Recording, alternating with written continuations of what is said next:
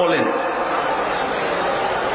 যে এক এক হুজুর এক এক কথা বলে, কোথায় যাব বলেন নাকি? বলেন। ফুরফুরার মুরিদেরাও বলে নাকি? কারণ ফুরফুরার এক হুজুর এক কথা বলে, আর এক হুজুর কোন দিক যাব বলেন না? বলেন না? মাশাআল্লাহ। আপনি যখন বাজারে যান, বাজারে গেছেন থলে নিয়ে, মাছের বাজারে অনেকগুলো মাছওয়ালা আছে না? আলুর বাজারে অনেকগুলো আলুওয়ালা আছে না? আপনি যখন বাজারে যান, সবগুলো দোকানদার একসাথে, স্যার আসেন, চাচা আসেন, ভাই আসেন, আসেন, আমার কাছে টাটকা আছে, আমার কাছে ভালো আছে, আমার কাছে কিন্তু অমুক ধান আছে, অমুক চাল আছে, বলে না? বলে না? তখন আপনি থলেটা নিয়ে আস্তে আস্তে বাড়ির দিকে ফেরেন। এক এক দোকানদার এক এক কথা বলে, কি করব, ঠিক না?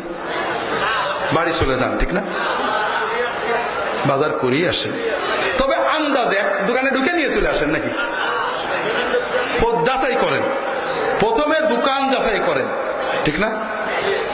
প্রথমে দোকান যাচাই করেন যে এর ভিতরে কোন দোকানটা ভালো, ঠিক না? ভালো দোকানটা দেখে গেলেন, দোকানদার কি করলো? বলেন যে ভাই 5 কেজি টমেটো নেবো, বড় গাবলা করে 5 কেজি পাল্লাই দিয়ে দিল, আপনি সব নিয়ে নেন। কি করেন? বেছে বেছে নেন। আপনি আলু বেছে নেন, পটল বেছে নেন, পেঁয়াজ বেছে নেন, কাঁচামরিচ বেছে নেন, টমেটো বেছে নেন, ঠিক না? আপনি প্রথমে দোকান যাচাই করেছেন, এরপরে পণ্য, মাল, হাব্বা হাব্বা একটা একটা করে যাচাই করেছেন, ঠিক না? ঠিক না ভাই? ঠিক। ভালো দোকানদার 12 আনা মাল ভালো দেয়, 4 আনা খারাপ কাজে ওইটা সহ নেন, ঘটে নাকি? আপনি প্রতিটি মালই যাচাই করে নেন, ঠিক না ভাই? ঠিক। তবে ঈমান, ইসলাম এবং জান্নাত আপনি যাচাই করেন না। আপনি বাজারে আলু যাচাই করেন, টমেটো যাচাই করেন, কাঁচা মরিচ একটা একটা করে বাছাই করে কেনেন, কিন্তু আল্লাহর জিকির করতে গেলে, আল্লাহর নামাজ পড়তে গেলে, আল্লাহর ওলি হওয়ার জন্য, আল্লাহর জান্নাতে যাওয়ার জন্য যে মালগুলো কেনেন, এটা দোকানও যাচাই করেন না, পণ্যও যাচাই করেন না। এতে বোঝা গেল আলু, পটল, কাঁচা মরিচের চেয়ে ইমানের দাম, জান্নাতের দাম আপনার কাছে বেশি। এই ইমান নিয়ে জান্নাতে যাওয়া যাবে না। ঠকবেন, কারণ যে আপনাকে জেতাতে চায় তাকে আপনি ভুল বোঝেন, আর যে আপনাকে ঠকাতে চায় তাকে আপনি জিন্দাবাদ দেন। দোকানদার পণ্য বেচা, হ্যাঁ আমার খুব ভালো জিনিস, খুব কম দামে নেব, বিনা পয়সায় দেব, তারপরেও যাচাই করেন। আপনি দুনিয়ায় যখন জমি কেনেন, ঈশ্বর দিয়ে জমি কিনবেন, 2 কাঠা জমি, 2 শতক জমি কিনবেন, ভাই জমিটা আমার, এই দেখেন 5 বছর ভোগ করছি, লোকজন সবাই জানে, আমার টাকা দেন, জমি দিয়ে দেবো, দেবেন? কি করবেন? ফটোকপি দলিল হলে হবে? অরিজিনাল দলিল, পিড দলিল, পর্চা, নামপত্র, কোর্ট কাছারি করার পরে কিনবেন, ঠিক না? না হলে আপনি ঠকবেন, 1 লাখ টাকা 5 লাখ টাকা ঠকে যেতে পারেন। কিন্তু যখন জান্নাত কেনার দরকার হয়, জান্নাতে যখন 1 বিঘা জমি কেনার দরকার হয়, তখন কিন্তু আপনি দলিল যাচাই করেন না, যা শোনেন তাই মেনে নেন। এতে প্রমাণ হলো ঈশ্বরদীর, পাবনার, ঢাকার জমির চেয়ে জান্নাতের জমি আপনার কাছে বেশি দামি, তাই না? না কি প্রমাণ হলো? যে নিজে যে পণ্যকে দাম দেয় না, সে সেই পণ্য পেতে পারে না। তো ভাইরা, এই ঈমান নিয়ে আল্লাহর কাছে যাওয়া যাবে না। আল্লাহ তাআলা কোরআন কারীমে প্রথম কথাটা আমাদের বলেছেন কি? ইকরা, পড়ো, ঠিক আছে না? আপনারা পড়েন তো, শুধু শুনেন। আল্লাহ এবং তার রাসূল সাল্লাল্লাহু আলাইহি ওয়াসাল্লাম আপনাদেরকে আপনাদের জান্নাতের পথ দেখিয়ে দিয়েছেন, কিন্তু দুর্ভাগ্য আপনারা আমাদের স্বার্থ দেখলেন, আপনারটা বুঝলেন না।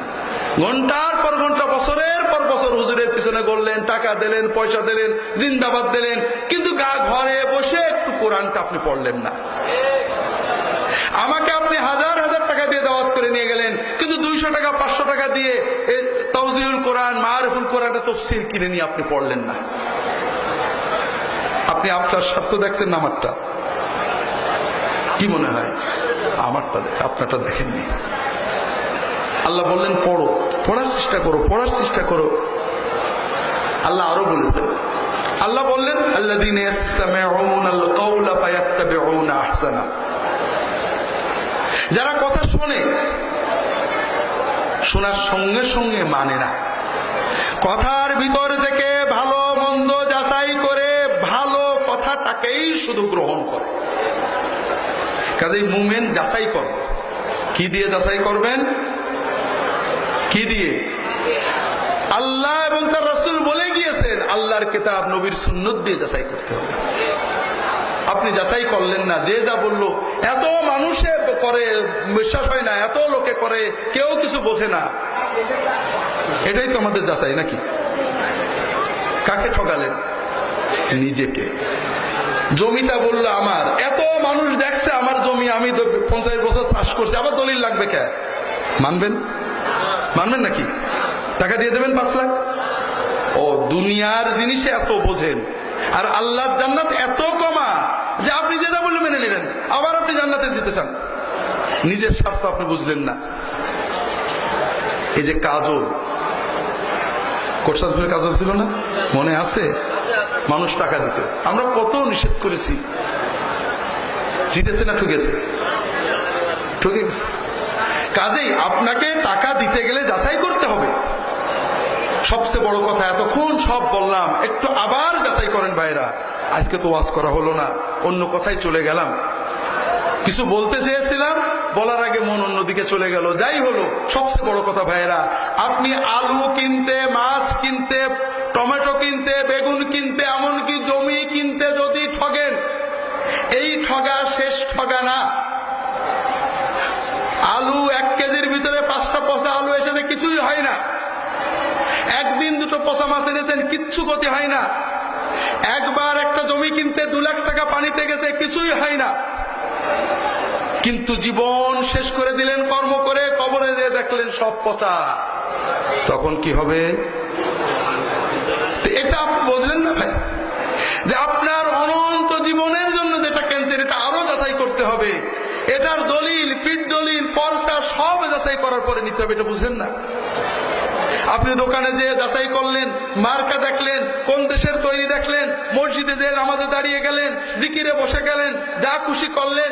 কেউ যদি বললো ভাই এটা নবীজি করেননি, সুন্নতে নেই, বলে এত মানুষ করে, এক এক হুজুর এক এক কথা বলে, কি বলবো, যা পারি করি, এটা কি ইমানের লক্ষণ? তো ভাইরা, এজন্য আমার অনুরোধ হলো ভাইরা, যে একটু সচেতন হন, নিজের স্বার্থটা বোঝেন, নিজের ভালো বুঝতে শিখেন। আল্লাহ এবং তার রাসূল সাল্লাল্লাহু আলাইহি ওয়াসাল্লাম যে দ্বীন দিয়েছেন, এই দ্বীন হলো আপনার জন্য। আপনি সুন্নাহ মোতাবেক প্রতিটি কাজ করবেন, আল্লাহর কাছে এগিয়ে যাবেন।